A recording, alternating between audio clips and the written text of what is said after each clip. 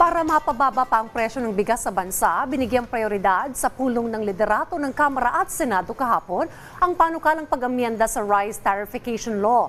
Ang Economic Charter Change at Divorce Bill na pag-usapan din kaya. Alamin natin yan sa ulat ni Mela Moras.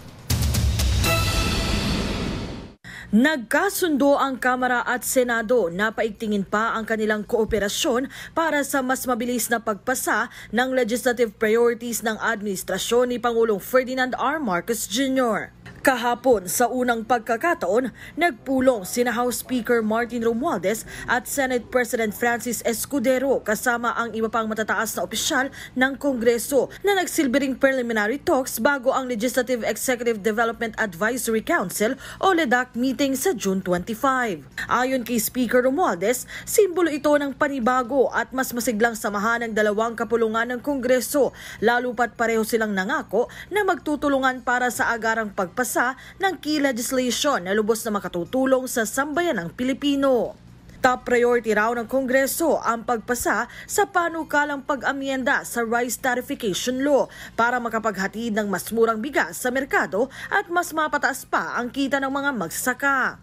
Sabi ng House Speaker, malaking bagay para sa food security at economic stability ang RTL Amendment Bill kaya't ito ang tinututukan nila. Una nang nakapasa sa ikatlo at huling pagbasa ng Kamara ang naturang panukala at sabi ni Speaker Romualdez, bukas naman ang Senado na ipasa rin ito. Paano naman ang panukalang Economic Charter Change? Napag-usapan din kaya nila ito? Tugon ni Senate President Francis Escudero. Hindi. Hindi. Ang sabi ko sa kanila is sa tagal ko sa Kongreso, bihira naman yung nabibito dapat na bill.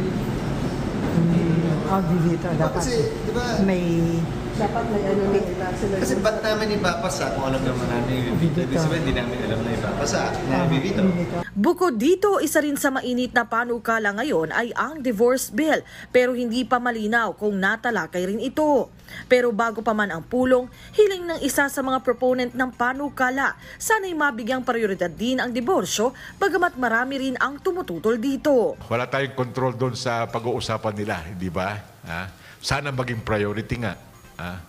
Pero kahit na hindi priority, patuloy pa rin ang aming kampanya sa Senado upang mas batas itong ating panukala. Sa kabuuan, masaya si House Majority Leader Manix Dalipe sa naging resulta ng kanilang pagpupulong. We're very happy that the meeting was set by the House Speaker Ferdinand Martin Romualdez and Senate President Chis Escudero. So it gives us the opportunity to align our priorities, being able to talk closely on what of the legislative measures we should prioritize and pass right away. Sinigundahan din naman ito ni Senate Majority Leader Francis Tolentino.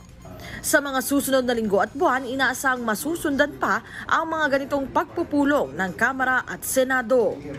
Nakatakdang magbalik sesyon ng Kongreso sa susunod na buwan at inaabangan na ang magiging hakbang dito ng Kamara. Mela Moras para sa Pambansang TV sa Bagong Pilipinas.